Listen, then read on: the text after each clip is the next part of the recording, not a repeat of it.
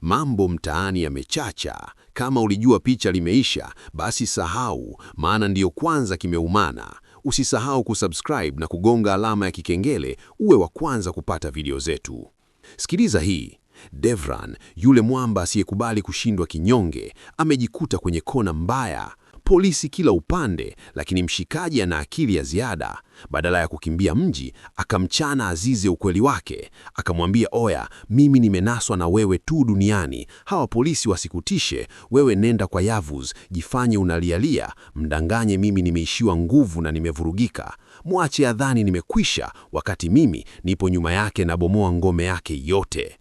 Huku mtaani sasa, vurugu tupu. Hashmet na Nejla wanatapatapa kumtafuta binti yao Melis, wakati polisi wanageuza kila jiwe kumtafuta Devran. Lakini mwamba yupo juu ya mapaa, anachungulia tu kama kicheche. Je, atakamatwa? Lakini kule kwenye jumba la kifahari, mambo ni moto.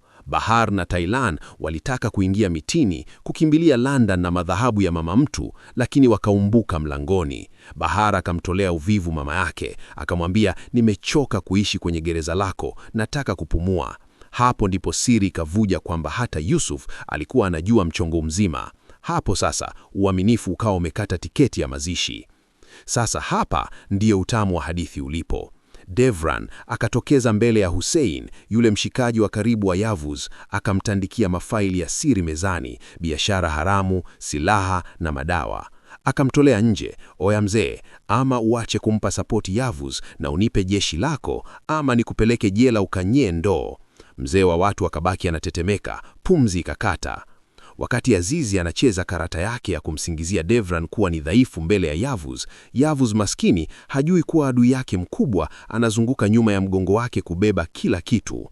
Lakini bado kuna giza. Zeliha naye ameingia kwenye mtego wa mhubiri feki, na huko nako ni msala mwingine. Mwisho wa siku, Devran ametoa onyo la mwisho. Yavuz anadhani amenibana kona, hajui mimi ndio nimeishika hiyo kona yake. Kaa mkao wa kula, maana mji unakwenda kuteketea na mwamba mmoja tu ndio atasimama.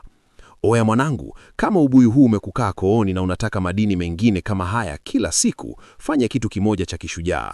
Gusa hiyo button ya subscribe hapo chini. Usipitwe na picha linavyoendelea, dondosha like yako na uniambie kwenye comment, unadhani Devran atamnyosha Yavuz au ndiyo itakuwa mwisho wake?